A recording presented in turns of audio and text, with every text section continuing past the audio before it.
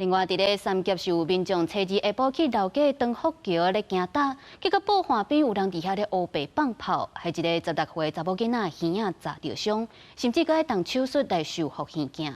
目前警方正咧追查乌白放炮嫌犯，也因为迄个所在禁止放炮，这违规上当会当罚到15万块。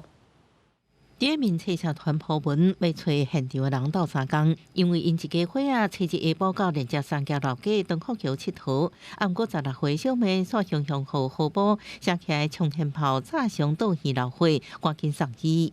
经119救护人员到现场评估患者伤势，发现患者左耳有外伤，经处置后送往医院。至医院医生评估后，发现患者左耳膜有破裂的情形。 我就觉得耳朵热热的，然后耳鸣应该有5、6层，就是觉得很瞎。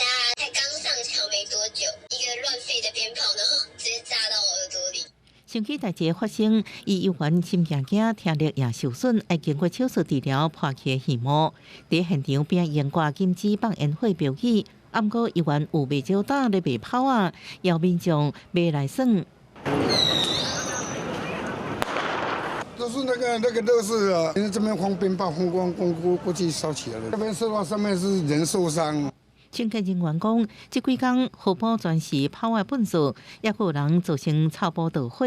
警方表示，虽然下落情人目前无提过，啊，毋过这是社会禁止放炮的所在，已经咧找找放炮的人，积极调阅商家的监视器。